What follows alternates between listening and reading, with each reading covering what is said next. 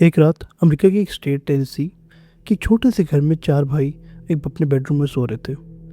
अचानक उन्हें एक अजीब सी आवाज़ सुनाई दी, जैसे कोई चूहा उनके बेड को कुतर रहा हो।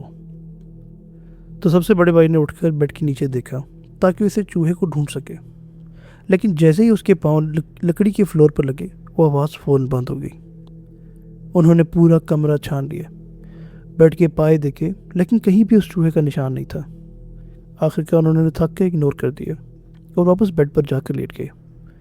मगर जैसे ही उन्होंने आंखें बंद की, वो आवाज़ दोबारा गूंज उठी, और उस पर पहले से ज़्यादा तेज़ और बेचैन। उन्हें बिल्कुल अंदाज़ा नहीं था कि ये आवाज़ें असल में एक ऐसे खौफनाक सिलसिले की शुरुआत है जो कई सालों तक उन्हें और उनकी फैमिली की ज़िंदगी को एक डरावने ख्वाब में बदल देगा। ये कहानी बेल विच हॉन्टिंग के नाम से मशहूर है और इसे तारीख की सबसे ज़्यादा खौफनाक डॉक्यूमेंटेड हॉन्टिंग्स में से एक माना जाता है।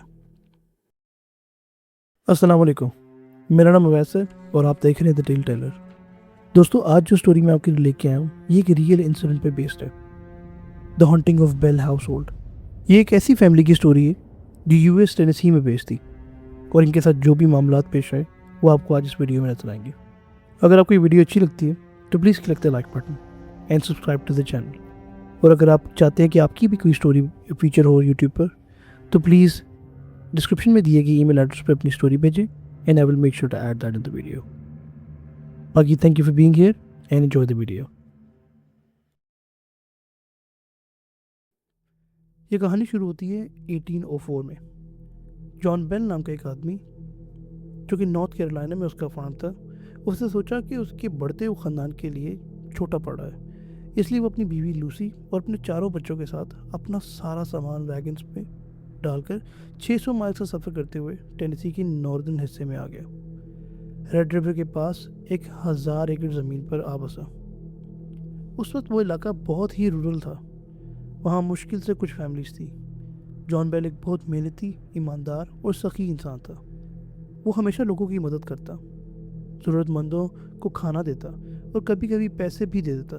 जब किसी के हालात ख़राब होते तो वो अपना घर तक ऑफ़र करता ताकि लोग आकर सो सकें।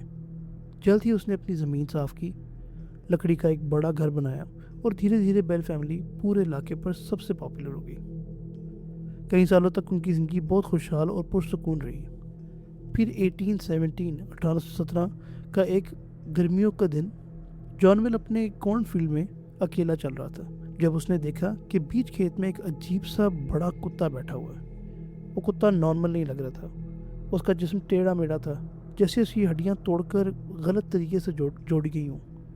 वो सीधा जॉन की आंखों में देख रहा था, बिल्कुल इंसानों की तरह। जॉन को अजीब सी बेचैनी महसूस हुई। उसने फ़ौरन अपनी राइफल उठाई और उस कुत्ते पर फायर कर दिया। कुत्ता फ़ौरन भाग गया और दूर जंगल में गायब हो गया। जॉन उस जगह गया जहाँ वो कुत्ता बैठा था, लेकिन वहाँ कोई निशान नहीं था, ना पॉ प्रिंट्स, जैसे वो कभी वहाँ था ही नहीं। जॉन ने इस बात को ज़्यादा नहीं सोचा और घर वापस चला गया। लेकिन असल में यही सब द बेल हॉन्टिंग की शुरुआत थी। कुछ ही दिनों बाद रात के वक्त बेल फैमिली के घर में अजीब आवाज़ें आने लगी। घर की आवाज़ों पर नॉक होने लगता, जैसे कोई बाहर से थपथपा रहा हो। जैसे ही वो चेक करने जाते, आवाज़ बंद हो जाती, फिर किसी और साइड से आने लगती। जॉन को लगा कोई मजाक कर रहा है, कोई प्रैंकस्टर जंगल में छुपा हुआ है। उसने अपनी फैमिली को कहा कि किसी को कुछ ना बताया जाए ताकि वो खुद उसे रंगे हाथ पकड़ सके। मगर हफ्तों तक आवाज़ें आती रहीं और कभी कोई ना पकड़ा गया, ना कोई निशान मिला। फिर आई वो रात, मई 1818, जब चारों भाइयों ने वो चूहे वाली आवाज़ सुनी। उस रात के बाद ये आवाज़ हर रात आने लगी और उन्हें सोने न देती। और तीसरी रात एक नई आवाज़ ने उनकी रूह हिला दी। अब उन्हें ऐसा लगता जैसे कोई उनके बेड के नीचे सांस लेने के लिए तरस रहा हो, जैसे कोई घुट रहा हो, ज़ोर ज़ोर से हवा खींच रहा हो, होंठ चबा रहा हो और बेड के नीचे से खुरेच रहा हो। बच्चे इतने डर गए इस दफ़ा कि उन्होंने पूरे घर वालों को जगा दिया। सब ने मिलकर पूरा घर ढूंढा, मगर कुछ भी नहीं मिला। अब तक बेल फैमिली ने किसी को कुछ नहीं बताया था, लेकिन इस रात के बाद वो टूट गए। जॉन ने अपने करीबी पड़ोसी को सब बताया। वो पड़ोसी रात को उनके घर रुकने आया। उसने भी वो सब कुछ सुन लिया। इतना डरा कि वो आधी रात को ही अपने घर वापस भाग गया। इसके बाद पूरे इलाके में बात फैल गई لوگ بیل فیملی کی مدد کے لیے ان کے گھر رکنے آتے، لیکن آوازیں ہر رات آتی تھیں۔ کسی کو سمجھ نہیں آ رہا تھا کہ یہ کیا ہے۔ کچھ لوگوں نے کہا کسی کا پرینک ہے، کچھ لوگوں نے کہا فیملی میں کوئی ممبر ہے جو یہ سب حرکتیں کر رہا ہے، اور کچھ نے کہا کہ کوئی پراسرار چیز ہے۔ وقت کے ساتھ جان بیل کی حالت خراب ہونے لگی۔ کبھی وہ بات کرتے کرتے فریز ہو جاتا، آنکھیں خالی ہو جاتی اور چہرہ بالکل زرد لگتا۔ پھر وہ چپ چاپ اپنے کمرے میں جا کر گھنٹوں دیوار کو دیکھتا رہتا۔ اس نے اپنی بیوی سے کہا، لگتا ہے کوئی چیز مجھے مار دے گی۔ ایک دن اس کی بیٹی ایستر نے بھی بہت خوفناک منظر دیکھا۔ وہ روڈ پر جا رہی تھی جب اس نے دیکھا کہ ایک سیاہ لباس میں ملبوس ایک عورت ان کے گھر کی طرف جا رہی ہے۔ آہستہ آہستہ چلتی، سر جھکا ہوا، لیکن خاموشی سے چلتی جا رہی تھی۔ ایستر اس کے پاس سے گزری اور اس نے، جیسے لوگ ہاں کرتے ہیں، ہیلو کرتے ہیں، اس نے پاس سے گزرتے ہوئے ہیلو کہہ دیا۔ اس عورت نے کوئی خاص جواب نہ دیا۔ ایستر اپنے کام سے کام رکھتی ہوئی اپنے گھر میں چلی گئی۔ گھر میں جاتے ہی ایستر کو خیال آیا کہ نہ جانے یہ عورت کون تھی اور کیا چاہتی تھی، اور یہ ہماری پراپرٹی پہ کیا کر رہی تھی۔ اب امریکہ میں یہ چیز بہت عام ہے اور بہت ٹائم سے ہے کہ آپ کی پراپرٹی پہ کوئی چلتا ہوا آدمی یا عورت عام بات نہیں ہے، اس کو ٹریس پاسنگ کہتے ہیں۔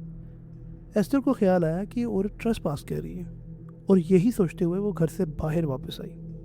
جب وہ واپس آئی تو اس نے دیکھا کہ اس کے گھر کے دہلیز پر، اس کے گھر کے ویلکم ایریا میں وہ عورت کھڑی ہوئی تھی، بالکل خاموش، لاش کی طرح۔ ایستر نے اس کو دیکھا اور پھر کہا ہلو، لیکن اس عورت نے پھر سے کوئی جواب نہ دیا۔ ایستر، جو کہ جان بیل کی بیٹی تھی، اسی کی طرح نفیس اور انتہائی مدد کرنے والی تھی۔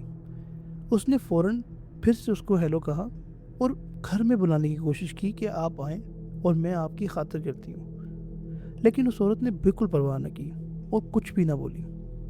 ایستر چلتے چلتے اس سے قریب پہنچی اور کافی دور ہی اس نے نوٹس کیا کہ اس عورت نے اپنے سر میں تیز تیز ہاتھ مارنا شروع کر دیا ہے۔ ایستر کو بہت عجیب لگا، لیکن پھر بھی اس نے سوچا کہ شاید یہ عورت پاگل ہے یا اس کو کوئی مسئلہ ہے، اور مدد کی نیت سے پھر بھی آگے جانے لگی۔ جب ایستر بالکل قریب پہنچی تو اس نے نوٹس کیا کہ وہ عورت اپنے سر میں ہاتھ نہیں مار رہی تھی، وہ اپنے سر کے بال اکھیڑ رہی تھی۔ ایستر بتاتی ہے کہ وہ عورت اپنے بال اس قدر تیزی سے اکھیڑ رہی تھی کہ اس کے ہاتھ دیکھنا مشکل ہو گیا تھا اور زمین پر بالوں کا ڈھیر لگا ہوا تھا۔ یہ چیز دیکھ کر ایستر بہت ڈری اور واپس گھر میں بھاگ گئی۔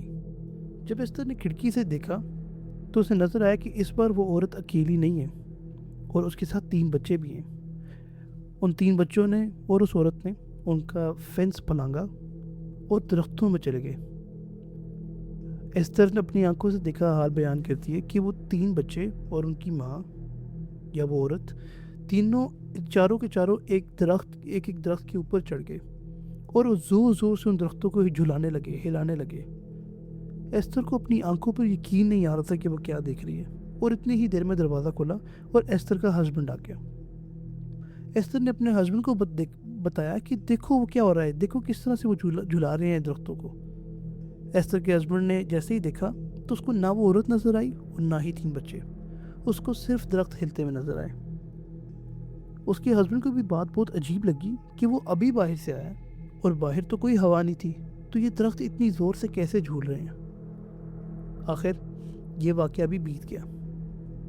کچھ عرصے بعد جان بیل اچانک زمین پر گر گیا، اس کا جسم ٹھنڈا ہونے لگا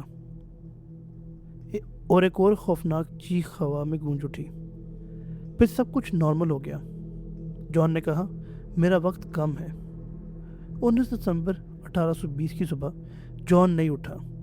جب فیملی نے چیک کیا وہ ہوش میں نہیں تھا۔ میڈیسن کیبنٹ میں ایک عجیب سیاہ لیکوڈ کی بوتل ملی۔ ڈاکٹر نے کہا اسے ٹیسٹ کرو۔ انہوں نے اس سیاہ لیکوڈ کو ایک بلی کو پلایا اور وہ فوراً مر گئی۔ اگلی صبح جان بیل بھی مر گیا اور اس کی موت کے بعد یہ سب کچھ لگ بھگ رک ہی گیا۔ کبھی کبھی لوگوں نے بتایا کہ روشنیاں دکھائی دیتی ہیں یا عجیب آوازیں سنائی دیتی ہیں، مگر بیل فیملی کا وہ خوفناک دور ختم ہو گیا۔ آج اس گھر کا کوئی نام و نشان نہیں، مگر وہاں ایک کیو ہے اور لوگ کہتے ہیں کہ جو بھی چیز بیل فیملی کو تنگ کرتی تھی وہ وہیں سے آئی تھی۔ اگر آپ کو یہ سٹوری اچھی لگی تو once again please go ahead and like the video and subscribe to the channel. I know میں کافی ٹائم سے کافی گم تھا, بالکل نہیں نظر آیا, کوئی اپلوڈس نہیں تھے, but I was very busy in my own life, especially with Ramzan. But now, as because everything is over, I'm trying to go ahead and make more videos. So once again, thank you so much for watching the video and stay tuned. I'll be uploading more videos soon, inshallah. تب تک کے لیے اپنا بہت خیال رکھیں, and I'll see you in the next one. اللہ حافظ.